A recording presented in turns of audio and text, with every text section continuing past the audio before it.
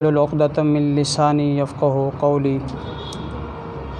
احمدک اللہم یا مجیب کل سائل الصلاة والسلام علی من هو افضل الوسائل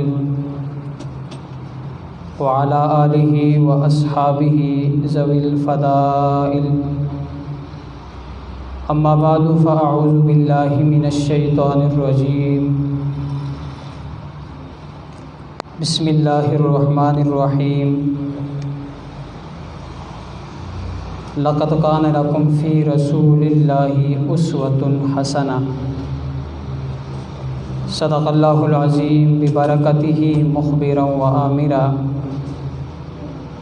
ان اللہ وملائکتہ یصلون علی النبی یا ایہا الذین آمنوا صلوا علیہ وسلموا تسلیما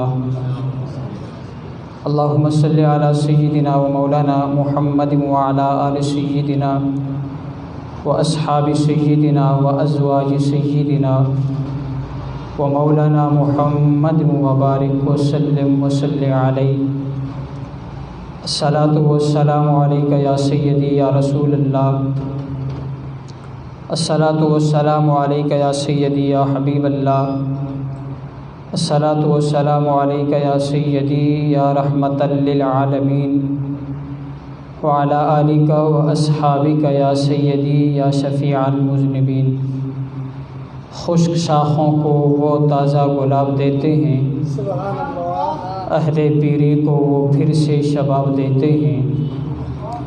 پڑھ لے درود غفلت نہ کر خدا کی قسم، وہ آج بھی تیرے سلام کا جواب دیتے ہیں۔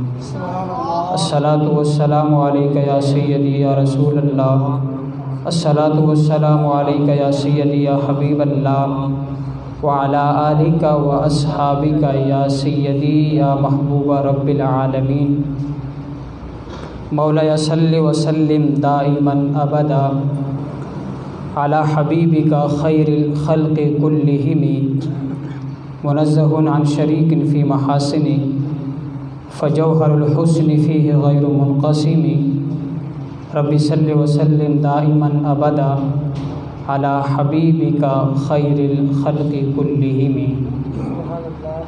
اللہ تبارک و تعالی جل جلالہ وعظم شانہ واتم برہانہ وجل ذکرہ وعز اسمہ کے حمد و ثنا اور حضور سرور کائنات مفخر موجودات زینت بزم کائنات دستگیر جہاں غم گسار زماں قائد المرسلین احمد مجتبیٰ جناب محمد مصطفیٰ صلی اللہ تعالی علیہ وسلم کی بارگاہ گہربار میں ہدیہ درود و سلام کا نذرانہ عرض کرنے کے بعد رب ذوالجلال کے فضل و احسان سے مصطفیٰ کریم علیہ الصلاۃ والسلام کی نظر عنایت سے خالق لم یزل نے ایک بار پھر ہمیں جامع مسجد گلزار مدینہ میں گلزار حبیب میں ایک بار پھر مل بیٹھ کر اپنا اور اپنے حبیب علیہ الصلاۃ والسلام کا ذکر خیر کرنے کی توفیق عطا فرمائی۔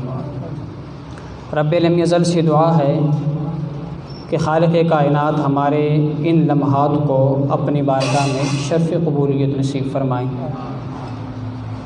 قرآن مجید برہان رشید کی جو آیت مقدسہ میں نے آپ احباب کے سامنے تلاوت کرنے کا شرف حاصل کیا، اس آیت مقدسہ میں خالق کائنات نے ہمیں اپنے حبیب کی زندگی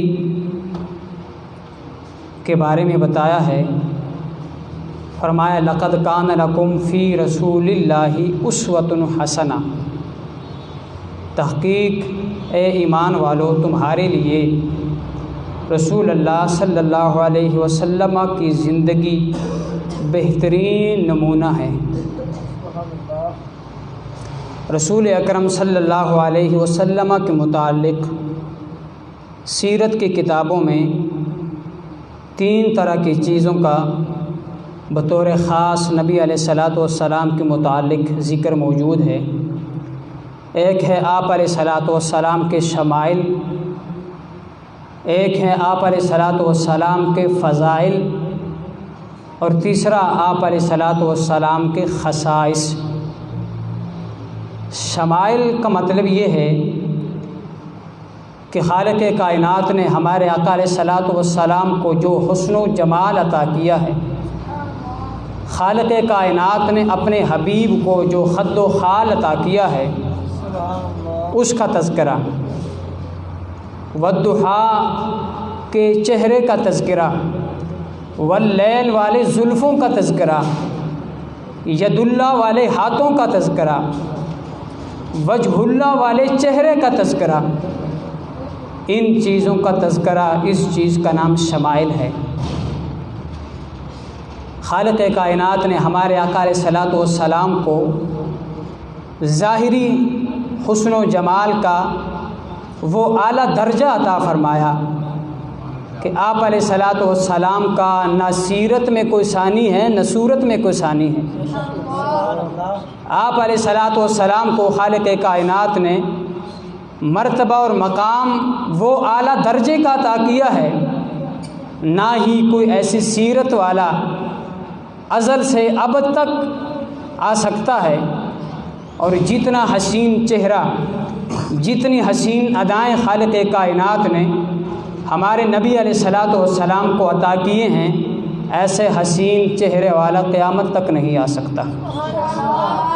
ہمارے آقا علیہ الصلاۃ والسلام نے جن عورتوں کا دودھ پیا ہے، ان میں سے ایک خاتون ہے جس کا نام ہے حضرت سیدنا حلیمہ سعدیہ رضی اللہ تعالی عنہا۔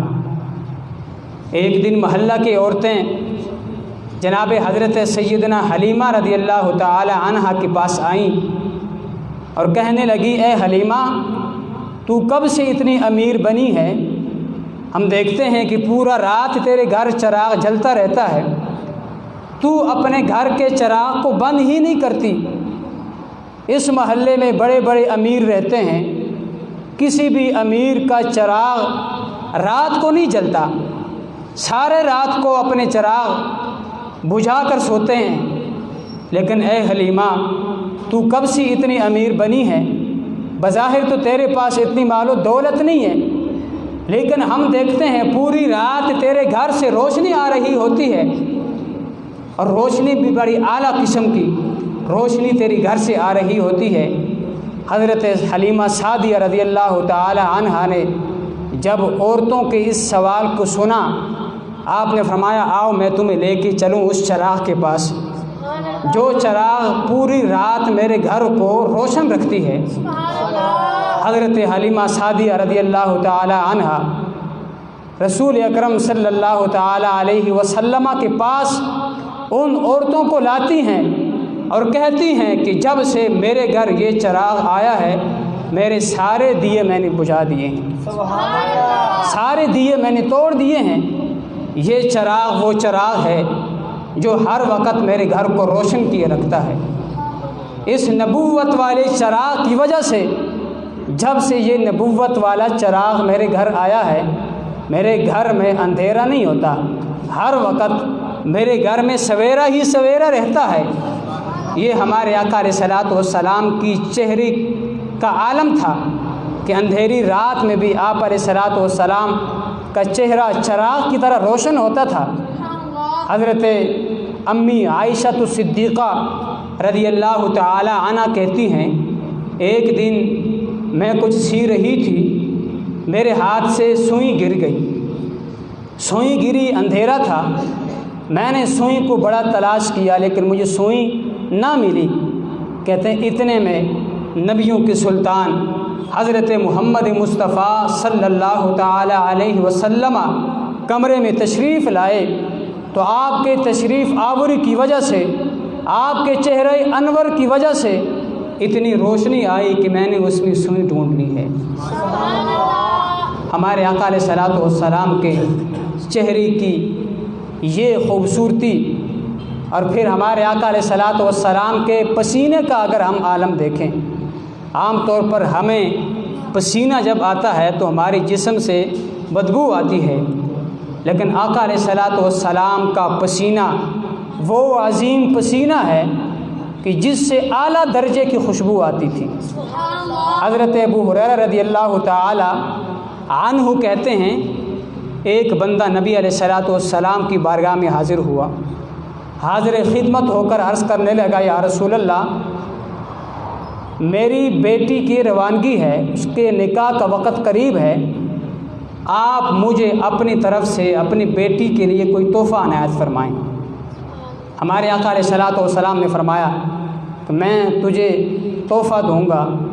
تحفہ جب رسول اکرم صلی اللہ علیہ وسلم نے بتایا، اس بندے نے پوچھا کہ یا رسول اللہ آپ کیا تحفہ دیں گے؟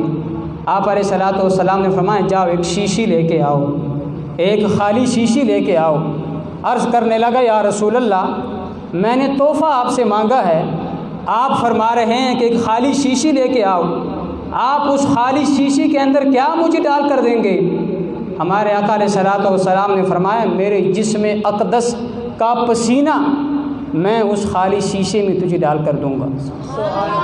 حضرت ابو ہریرہ کہتے ہیں وہ صحابی رسول ایک خالی شیشی لے کر آئے، آپ علیہ الصلوۃ والسلام نے اپنے جسم مبارک کا پسینہ نچوڑا، اس شیشے کے اندر ڈالا۔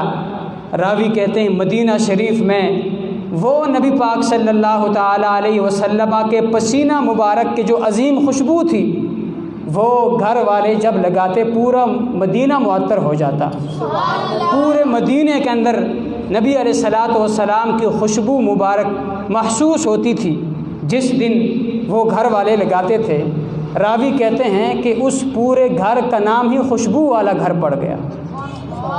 نبی علیہ الصلوۃ والسلام کے پسینے کی برکت اگر اتنی ہے تو پھر آقا علیہ الصلوۃ والسلام کی ذات کی برکت کتنی ہوگی۔ ایک عورت ہمارے آقا علیہ الصلوۃ والسلام کی بارگاہ میں حاضر ہوئی، اس نے بھی عرض کی یا رسول اللہ میری بیٹی کا نکاح ہونا ہے، آپ مجھے اپنی طرف سے کوئی تحفہ عنایت فرمائیں۔ آپ علیہ الصلوۃ والسلام نے اس وقت بھی جناب حضرت ام سلمہ جو آپ علیہ الصلوۃ والسلام کی ازواج مطہرات میں سے ایک زوجہ ہیں، انہوں نے نبی پاک صلی اللہ علیہ وسلم کے جسم مبارک سے پسینہ ایک شیشے میں ڈال کر اس عورت کو دیا۔ اس عورت نے اپنی بیٹی کی نکاح کے وقت مخصوص جگہوں پر، ماتھے پر، پیشانی پر نبی پاک صلی اللہ علیہ وسلم کا وہ پسینہ مبارک لگایا۔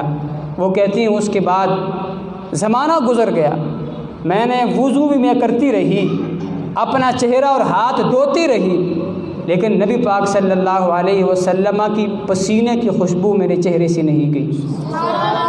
اتنے اعلیٰ قسم کی خوشبو تھی۔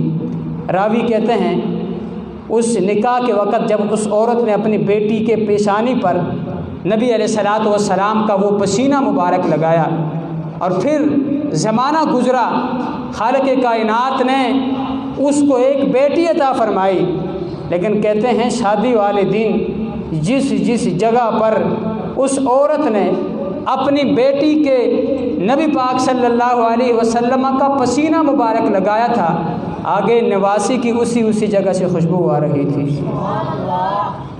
یہ آپ علیہ الصلوۃ والسلام کے پسینے کی برکت ہے اور یہ شان ہے۔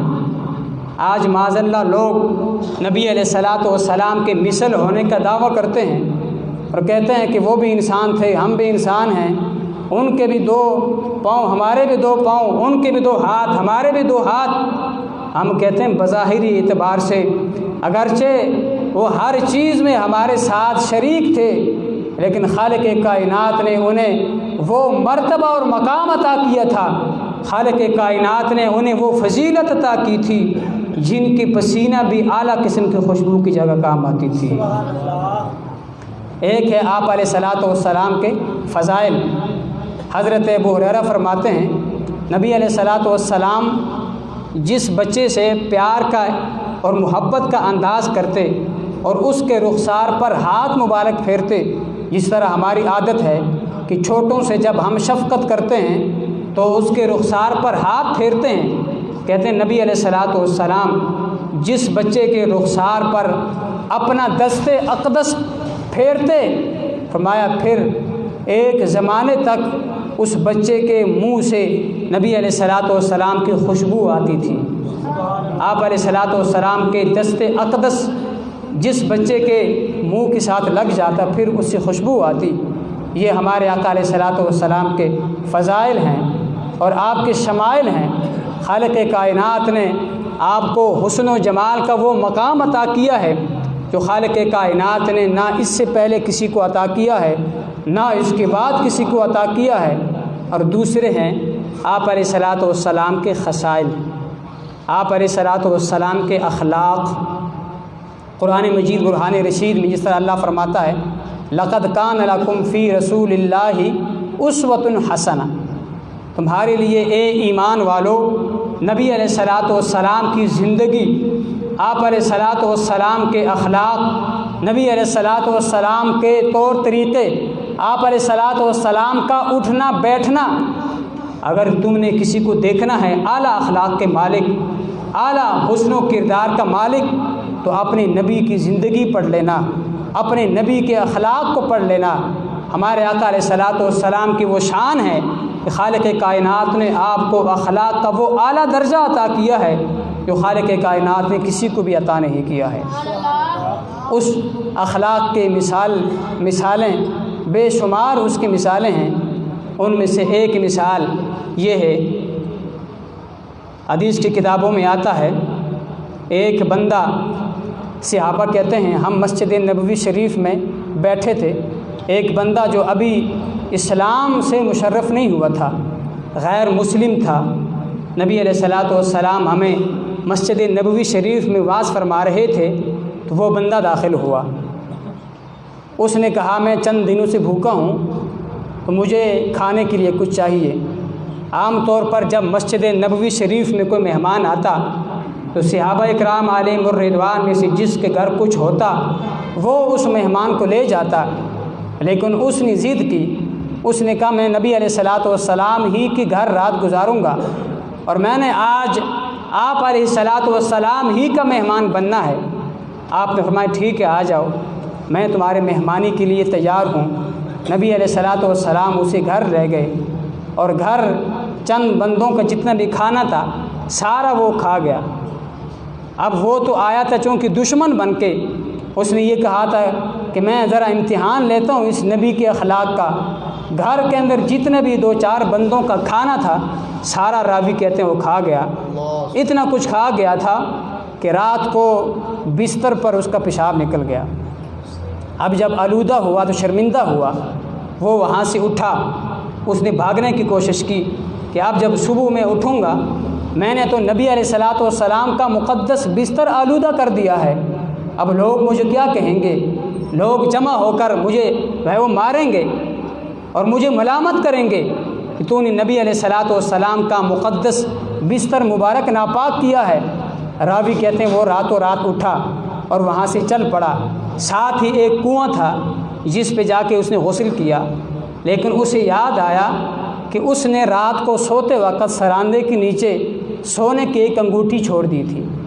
اب وہ بڑا پریشان ہو گیا کہ اب میں جاؤں گا وہاں تو لوگوں کو بڑا ہجوم ہوگا اور میں جاؤں گا تو اب میرا کیا حشر ہوگا۔ لیکن وہ کہتے ہیں، راوی کہتے ہیں کہ اس نے اس ندامت پر سونے کی اس انگوٹھی کو ترجیح دی۔ اس نے کہا جو ہوتا ہے دیکھا جائے گا، لیکن سونے کی جو انگوٹھی ہے میں نے لانی ہے۔ وہ دوبارہ آیا، جب اس کمرے کے آگے کھڑا ہوا جس کمرے میں رات کو وہ سویا تھا اور جس بستر کو اس نے آلودہ کیا تھا، وہ دیکھتا ہے نبی علیہ الصلوۃ والسلام اپنے ہاتھ مبارک سے پانی لے کر اس بستر کو صاف فرما رہے تھے۔ کون کر سکتا ہے ایسا؟ وہ ہاتھ جس کی قسمیں قرآن اٹھاتا ہے، وہ چہرہ جس کی قسمیں قرآن اٹھاتا ہے، وہ ایک غیر مسلم کے غلاظت کو اپنے ہاتھ مبارک سے صاف فرما رہے تھے۔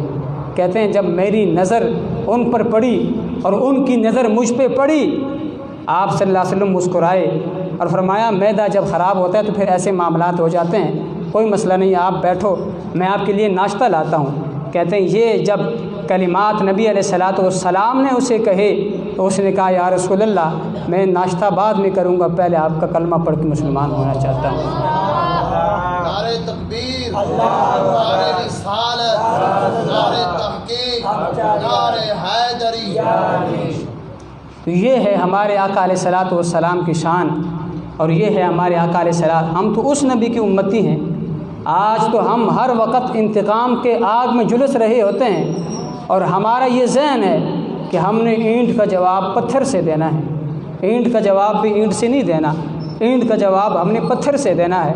اور ہر وقت اپنے مسلمان بھائی کے متعلق ہمارے دلوں میں غیظ و غضب کے شعلے اٹھ رہے ہوتے ہیں، تو ہم تو اس نبی کے غلام ہیں جنہوں نے غیر مسلم کے اعتبار سے اتنا اس کا پردہ رکھا اور اتنا اس کی حیا کی کہ آپ علیہ الصلوۃ والسلام نے معاشرے کے سامنے، لوگوں کے سامنے اسے ذلیل ہونے نہیں دیا۔ اپنے ہاتھوں سے اس کی گندگی کو آپ علیہ الصلوۃ والسلام صاف فرما رہے تھے۔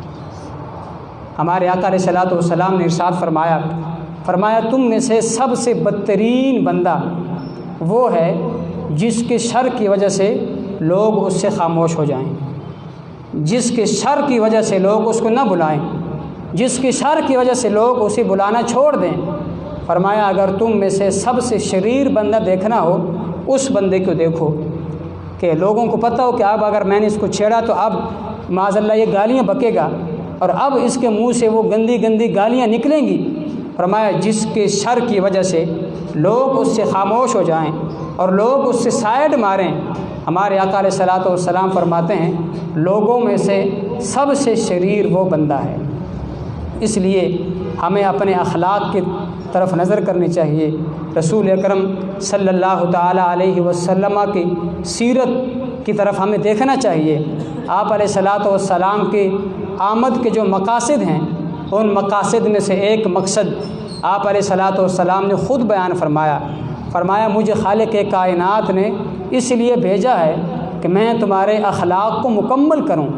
اخلاق کے اعتبار سے اگر ایک مکمل نصاب کو تم نے دیکھنا ہے، ایک مکمل سبق کو تم نے دیکھنا ہے، میری زندگی کو دیکھ لو، میری زندگی کی صبح و شام کو دیکھ لو۔